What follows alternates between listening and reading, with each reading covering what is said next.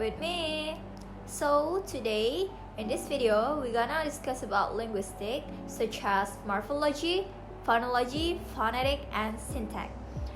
So this session will focuses on four critical what I say, which together provide a comprehensive understanding of how language works. Do you know how language works? Yep. So because that, today we're gonna discuss about it. This component around isolated, it's mean they interconnect to form the foundation of communication, enabling humans to convey thoughts, emotion, even their cultural heritage.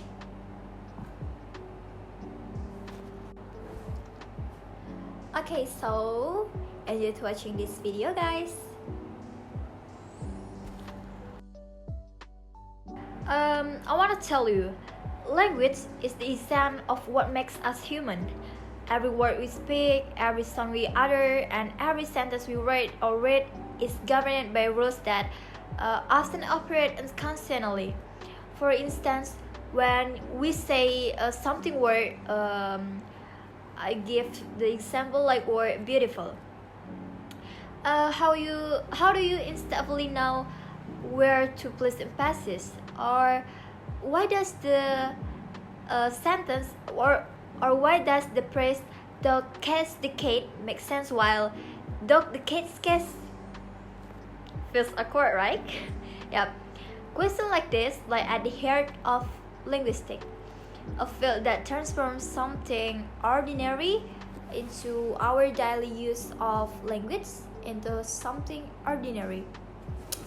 By the end of this session, you will not only understand this mechanism, but also appreciate the creativity and adaptability that language embodies. So let's begin our journey by dissecting the internal structure of word truths, morphology. Do you ever hear morphology or something like that? Oh, I want to tell you, morphology, the science of word formation. The definition of morphology is a branch of linguistics that study the structure and formation of the word. It means the rules how to structure and formation in words. The study focuses on morphemes. Morphemes are the small units that have meaning in language. Morpheme can stand alone as meaningful words, or combine with other morphemes to form more complex words. For example, in the word unhappiness, there are several morphemes. The first one is un, the second is happy, and the third is ness, each of which has a specific function and meaning. The power of morphology lies in its ability to shape and adapt language to the ever-evolving tapestry of human talk and expression. By understanding the rules that govern word formation, modification, and adaptation, we gain insight into the nuances of meaning and grammatical function. These rules, often unconsciously applied, enable us to construct and comprehend a vast array of words, from the simple to the sublime. Consider the word cat. It stands alone as a meaningful entity, representing a familiar feline companion. However, by adding the morpheme as, we pluralize the word, indicate multiple cats. Similarly, the addition of ed transforms the first walk into the past tense from walk, signifying an action that occurred in the past. The seemingly simple modification illustrates the proven impact of morphology on language ability to convey precise meaning and temporal relationship. Okay, moreover, morphology plays a crucial role in the dynamic evolution of language. As societies progress and cultural intertwine, new concept emerges necessitating the creation of novel word. Technological advancements, for example, have given rise to terms like internet, smartphone, and cybersecurity. Yep, it's composite of multiple morphemes that reflect the underlying meaning and function of this innovation. In this way, morphology serves as a linguistic mirror, reflecting the social, cultural, and technological shifts that shape our world. The study of morphology extends far beyond the analysis of individual words. It encompasses a broader exploration of the intricate patterns and process that underlie language structure. By examining the ways in which morphemes combine, and interact, linguistics can gain a deeper understanding of the underlying principles that govern language use. This knowledge, in turn, can be applied to various fields, such as language teaching, translation, and computational linguistics. For language learners, morphology provides a valuable tool for mastering vocabulary and grammar. By breaking down words into their constituent morphemes, learners can identify patterns, recognize familiar elements, and reduce the meaning of unfamiliar words. This approach not only enhances vocabulary acquisition, but also fosters a deeper understanding of the language internal structure. So guys, now we're gonna focus on morphemes, and we're gonna talk about morphemes and their categories. First, the last topic I mentioned that morpheme is the small unit in language that has meaning. These morphemes are divided into two main types. The first one is free morphemes, and the second one is bound morphemes. For the free morphemes, these morphemes can stand alone as complete words and have complete meaning. For example, like the word book, run, and happy. And for the bound morphemes, these morphemes cannot stand alone and must be attached to free morphemes to have meaning. For example, we call it a prefix and suffix. For the prefix, such as like an, re, and this, and for the suffix like ing, ede, and as. Okay, let's take an example of usage in the word of happiness. I use unhappiness. An is a prefix that indicates negotiation or opposite, and happy is the root or the basic word. And ness is a suffix that changes an adjective into a noun. Yep. Furthermore, in morphology, there are two main processes. The first process is inflection, and the second is derivation. For the inflectional morphology, this process is related to grammatical functions such as tense or time, like walk into walk, number or amount such as dark into darks, and comparison such as big into bigger. Yep.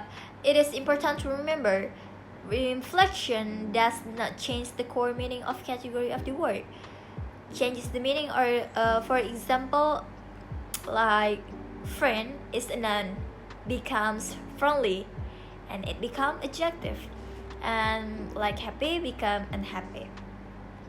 So guys, from this we know morphology help us understand how words are formed, but grammatically and semantically. By understanding morphology, we can see how rich and flexible language is in conveying meaning. Yep. And morphological process across language Morphology is diverse, reflecting the richness of different linguistic traditions. Some processes include like fiction, compounding, reduplication, sublation, and conversion. For the fiction is adding a prefix, suffix, and infix, or inserted into a word, or crucifix surrounding a word. For example, in English, like word reward and happiness. And combining two free morphemes into one word. For example, not like the word notebook and boyfriends. And the third is reduplication, repeating all or part of a morpheme seen in language such as like in Indonesian, anak-anak, in English like children, but I don't know example in English, and I don't know English have it or not, have reduplication or not. And the fourth is sublation. Sublation using a completely different morpheme to show implication, such as like go into go or good into best. And the last is conversion. Conversion is the changing the grammatical category of a word without changing its forms. For example, the word run. Run as a noun, the sentence is my running is good. And run as a verb, I run every morning.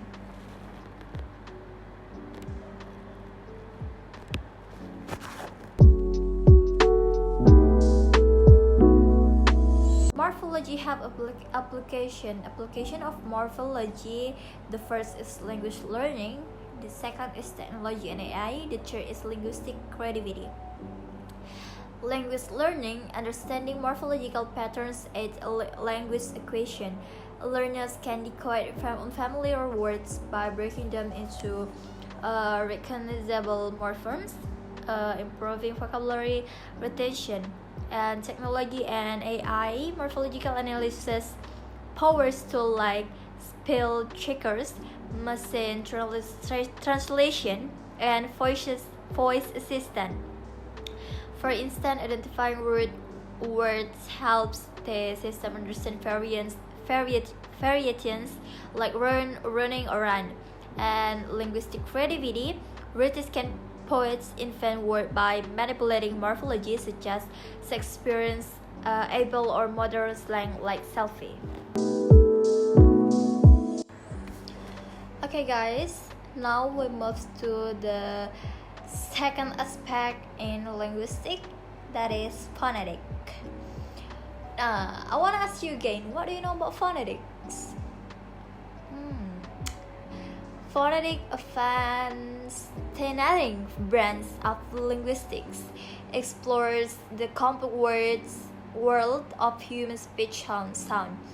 It unravels the mysteries of how these sounds are produced, transmitted, and perceived, forming the foundation of verbal communication. When we speak, a symphony of precise movement unfolds in our vocal tract.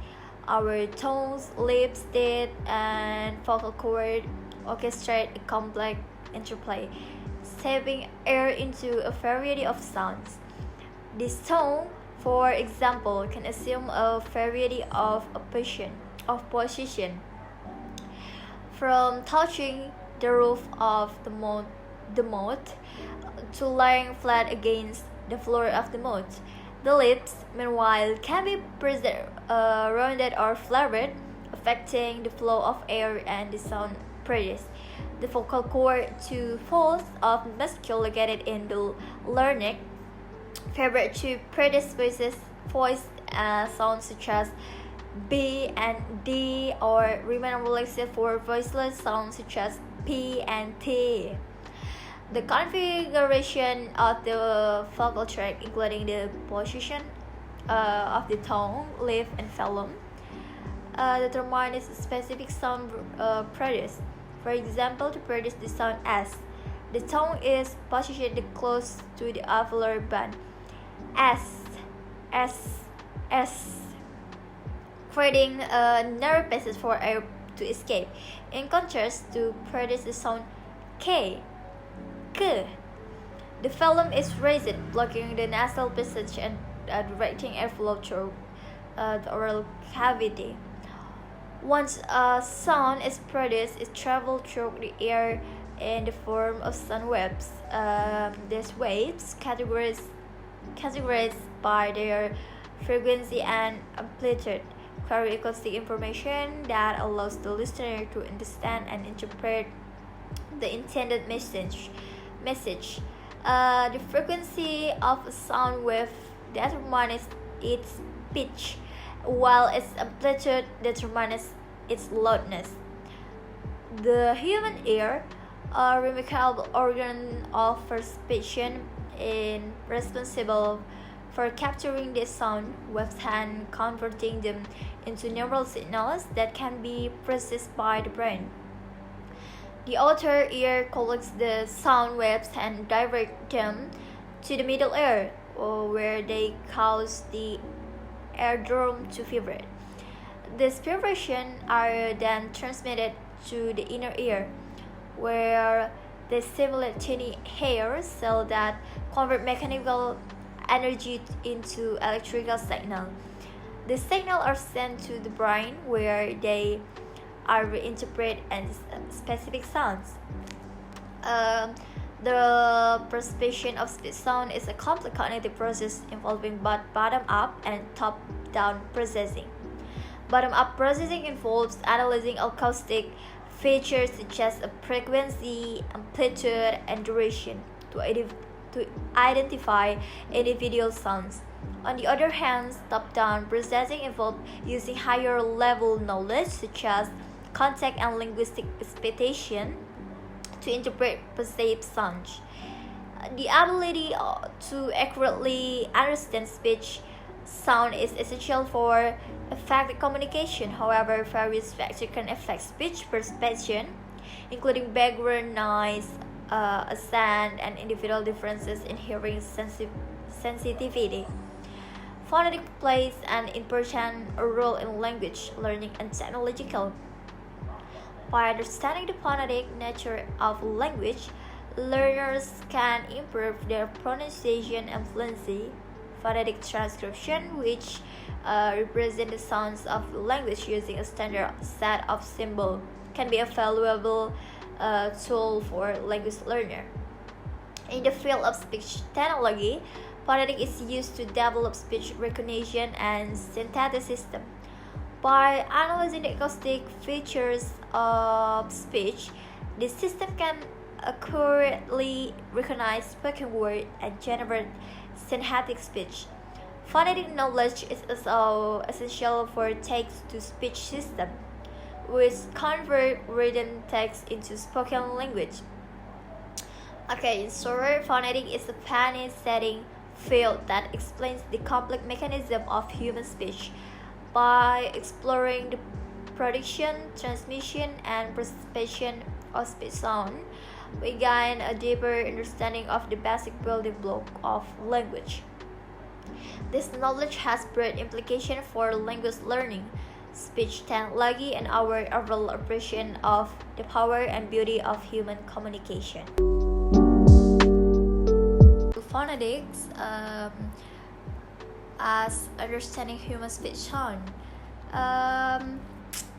Phonetics as the scientific study of human speech sounds is divided into three main branches. The first one is articulatory phonetics, the second acoustic phonetics, and the third is auditory phonetics. Each branch focuses on a unique aspect of how speech sounds are produced, transmitted, and perceived, providing a comprehensive framework for understanding the mechanisms of spoken language. Okay, we're gonna discuss about articulatory phonetics. Articulatory phonetics deals with how speech sounds are produced by the movement and positioning of speech organs. Collectively, they referred to as articulators. This branch focuses on understanding the precise roles various articulatory organs, including the lips, tongue, teeth, heart and subpalate, and vocal cords. The process of sound production begins with air from the lungs, which serves as the energy source for speech. The airflow is then manipulated as it passes through the vocal tract, producing different types of sound. Articulatory phonetics systematically examines how this manipulation occurs, categorizing sounds based on features such as place of articulation, where the airflow is modified, for example, like bilabial and filler, and manner of articulation, how the airflow is modified, example like stop and fricative, and voicing, whether the vocal cords vibrate during sound production. By analyzing this aspect, articulatory phonetics provides the fundamental knowledge for understanding the physical mechanisms behind speech production, making it a crucial tool for language teaching, and speech therapy. And the second is acoustic phonetic. Acoustic phonetic is focused on the physical properties of speech sounds as they exist in the form of wave sounds, waves traveling through the air. This branch is concerned with measurable characteristics such as frequency, the pitch of the sound, and amplitude, the loudness of the sound, and duration, how long the sound lasts. Unlike articulatory phonetics, which look at the physiological process of sound production, acoustic phonetics relies on the use of technologies such as spectrograms to visually analyze and quantify the sound waves. This scientific approach allows researchers to study how speech sounds differ acoustically, both within and across language. The study of acoustic phonetics is essential for understanding how speech sounds are transmitted and how they can be affected by environmental factor or distortion during communication. It also plays a critical role in fields like speech synthesis, voice recognition, and forensic linguistics. And the third is auditory phonetic. Auditory phonetic explore how speech sounds are perceived and processed by listeners. This branch focuses on the role of the ear and the brain in decoding the sounds waves received during communication. The perception of speech sounds involves complex neurological processes that allow humans to recognize and differentiate between subtle sound variation.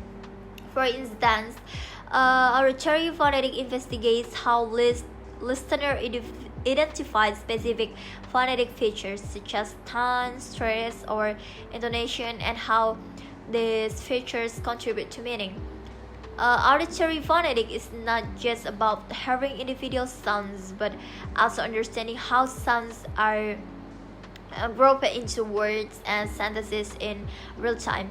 This branch is particularly significant in studying linguistic equation, speech disorders, and auditory processing in multilingual or impaired individuals. Yep.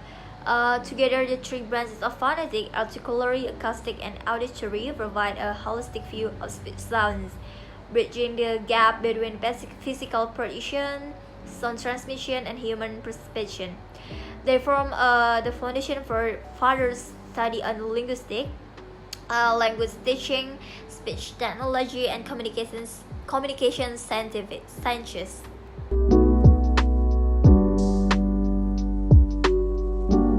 Now we move to the task of phonetics.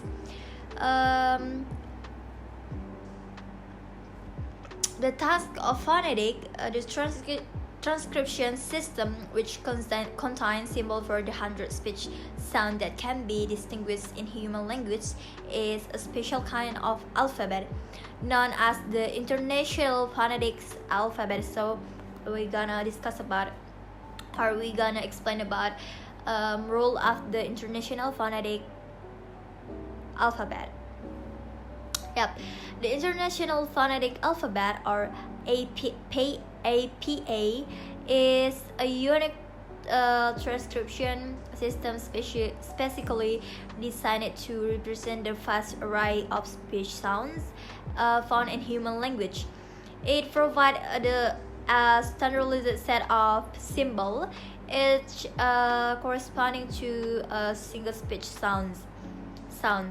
This means that in the International Phonetic Alphabet, its symbols stand for one and only one sound, ensuring clarity and precision in phonetic transcription. Unlike conventional reading systems, which often have intercontent relationship between letters and sounds, as seen in English, where a single letter might represent multiple sounds or multiple letters might represent a single sound, the International Phonetic Alphabet eliminates ambiguity. It is an indispensable tool in linguistics for several reasons. The first is universal representation.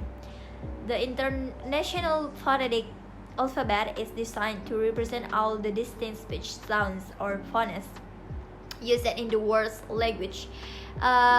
This universality allows linguistics to transcribe and compare language regardless of their native reading system, which unparalleled accuracy.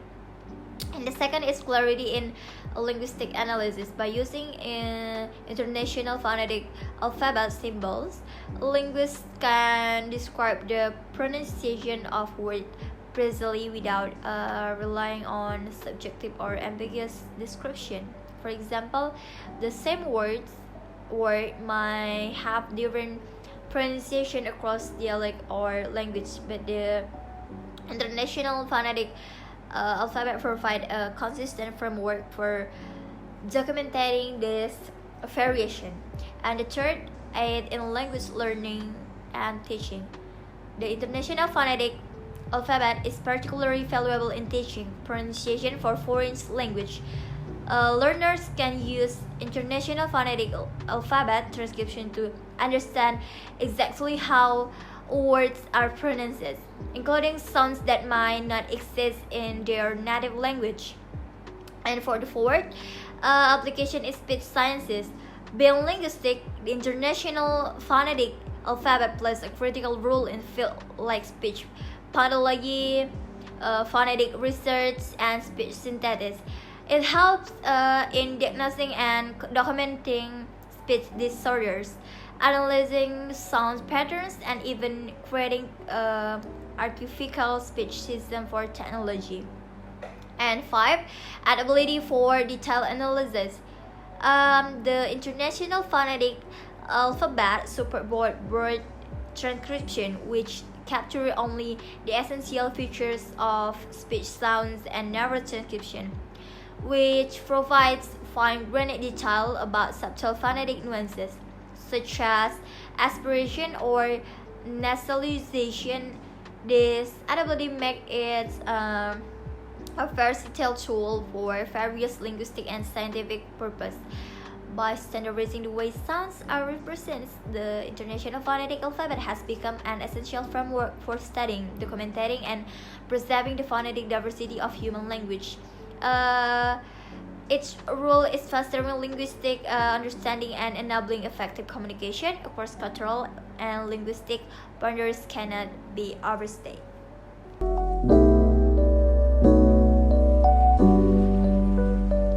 Okay guys, now we're gonna move to phonology, the third aspect in linguistics. Phonology, the rules of sounds patterns. Phonology is one of the main branches of linguistics that study the sounds of a language from a more abstract perspective. As a very important branch in the study of language, phonology focuses not only on how these sounds are produced, but also on how these sounds are organized, combined, and arranged in certain patterns to form meaningful words in language. In phonology, we try to understand how the sound system in language works and how each language organizes these sounds to form an effective communication system. The importance of phonology in linguistics. Uh, Phonology is different from phonetics, even though both are related to sounds. Phonetics studies speech sounds from a physical perspective, namely how the sounds are produced, transmitted, and received by the listener. On the other hand, phonology focuses more on how these sounds function in language and how they interact in a system. So, phonology emphasizes more on the abstract aspect of rules that govern the use of sounds in language, while phonetic focuses on the physical and physiological aspect of the production of the sounds. In this context of phonology, we talk about the patterns of sounds that form the structure of a language. For example, English has different phonological rules than Indonesian in terms of the order of sounds that can occur in words. For example, in English we can say the word blink, but we cannot say the word if the alphabet is random, like B and A L K. We cannot read it because the order of the sounds BN at the beginning of the word does not match the rules of English phonology. This shows that phonology regulates not only which sounds are used, but also how the sounds can or cannot be combined in certain patterns. Phonology have a key concept. A key concept in phonology is several basic concepts in phonology that are important to understand, including phonemes, phonemes, minimal pairs, and phonetics. Each of these concepts plays an important role in relating and organizing sound in a language. The first one is phoneme. Phoneme is the smallest unit of sounds in a language that play a role in distinguishing the meaning of words. Phoneme does not always mean the sounds we hear, but rather an abstract concept used to distinguish words in language. Each phoneme functions to distinguish one word from another. For example, in the word pat and bat, the difference in morpheme P and B produce different meanings. If we replace the phoneme P with the phoneme B, then the word will change meaning, which show that the phonemes P and B are different phonemes. This phoneme differences distinguish words in English, and the rules of phonology state that these phonemes are not interchangeable. And the second one is alphon. Alphon is a variation of morpheme that does not change the meaning of the word. Although this variation in pronunciation exists, the meaning of the word remains unchanged.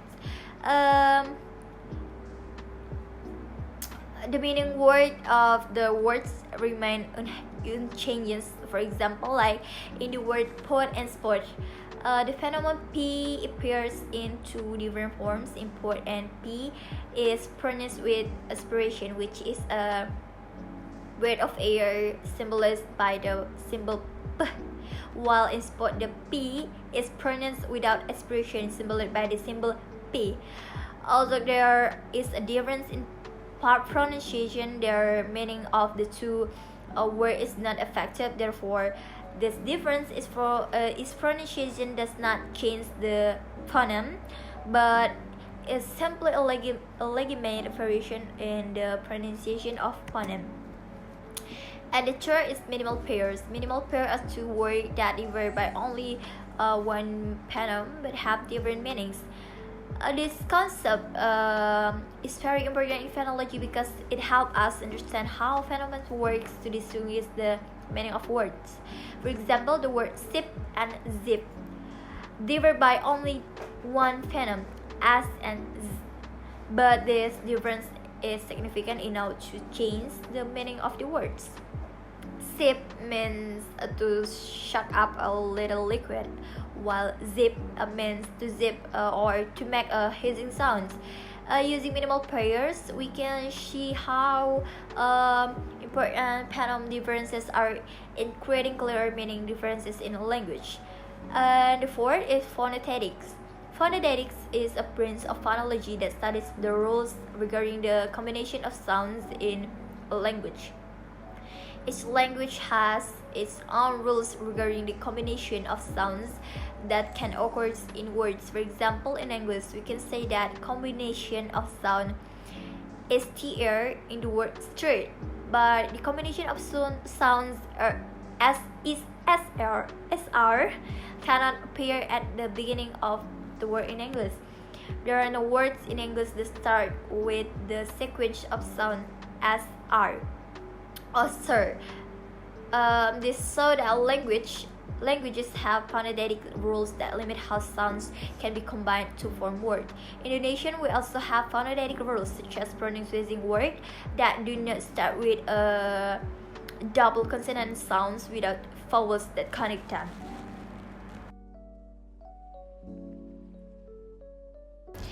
Okay, now we move to the role of phonology in communication.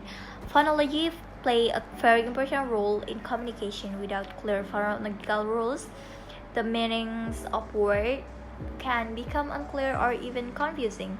For example, mispronouncing a word can change the meaning of the word, and can lead to misunderstanding. For example, in English, mispronunciation the word bad, and bad with different pronunciation of the phonemes e and a can lead to confusion. The same is true in other language where mispronunciation can change the meaning of words or even sentences. In addition, understanding phonological help us in learning a foreign language. One of the biggest challenges for the language learner is adjusting to the sound patterns of the language. For example, many English learners have difficulty distinguishing the sounds in the word, and because in their own language where is no such sounds. By understanding phonology, we can learn how to distinguish the pronouns sounds that do not exist in our mother tongues.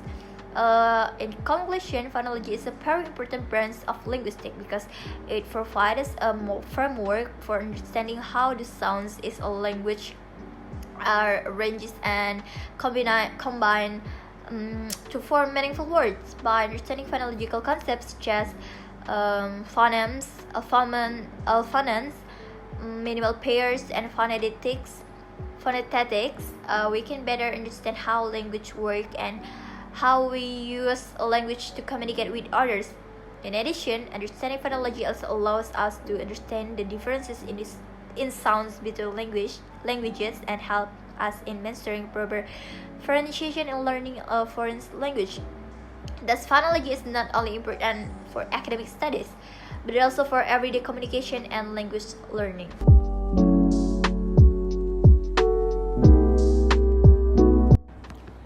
Okay,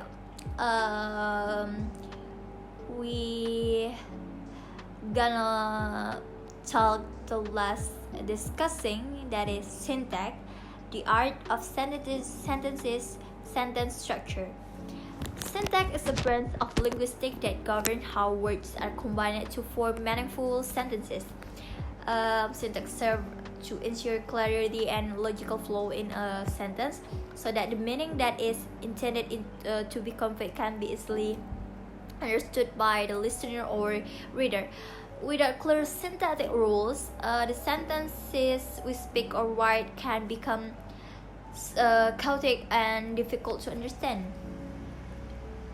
Example that show the difference between correct and incorrect sentence are: the correct sentence is the cat sleep on the mat. The incorrect sentence is sleep mat the cat on. We don't know what the meaning of the sentence, right? Yep, the first sentence follow the rules of English syntax with the correct word orders, while the second sentence does not follow the correct word order, making its meaning unclear. Syntax also govern the position of words in a sentence and how they relate to each other to produce a meaningful sentence.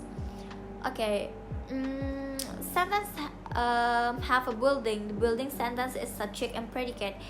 Subject and predicate. Every sentence consists of two main elements. For the subject, this is the doer of the action in the sentence. For example, in the sentence, she runs. She is the subject who performs the action.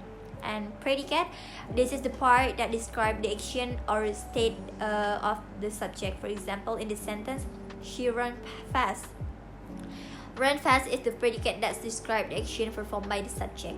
And the second is phrase structure. In syntax, we also learn about phrase structure, which is how words are combined to form certain part in sentence.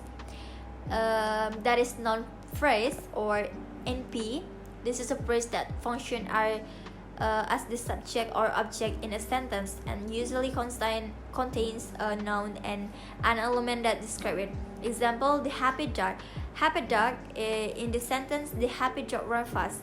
The happy dog is the noun phrase that acts as the subject. And for phrase or VP, this is a phrase that contains a verb and word that describe the action or state the subject. For example, it's running fast. In the sentence, the dog is running fast. It's running fast is a verb that phrase that describe that the subject is doing. Syntax is not only important in understanding sentence structure in a language, but also has various practical application in everyday life and various fields. So now I wanna tell you the application of syntax. The first one is language teaching. Syntax is very helpful in language teaching because it helps learners to construct grammatically correct sentences. Understanding the correct sentence structure allows learners to speak and write more correctly. For example, a language learner needs to understand the word order in sentences such as subject, predicate, and object to form a clear sentence, as in the sentence, she reads books. And the second one is artificial intelligence and chatbot. In artificial intelligence or AI, especially in natural language processing in NLP, syntax is used to help systems such as chatbots to understand and produce coherent responses. By analyzing sentence structure, AI can process and understand the input given by the user and respond in the way makes sense. And the third is creative reading. Creators often manipulate syntax for dramatic effect or a particular reading style. For example, readers can reverse the order of words in a sentence to emphasize a particular point or create suspense. For example, in the sentence, never have I seen such beauty, the word order is reserved to emphasize the extraordinary experience the speaker is facing. This kind of synthetic techniques help readers express their idea in a more interesting and colorful way. So the conclusion, syntax is the basic element in sentence structure that allows us to organize words in a way that produces clear and logical meaning. By understanding syntax, we can be more effective in communicating both orally and in writing. In addition, syntax also have important application in language teaching, etymology, and creative reading, where deep understanding of sentence structure is essential to achieving certain goals. Whether it's producing grammatically correct sentences or creating a unique reading style. So now in the third semester, I'll learn about syntax, focuses on syntax, and syntax have a technique like diagram tree that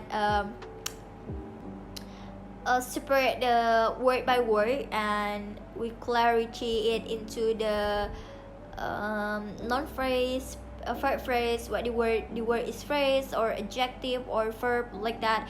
So we identify the structure of the word.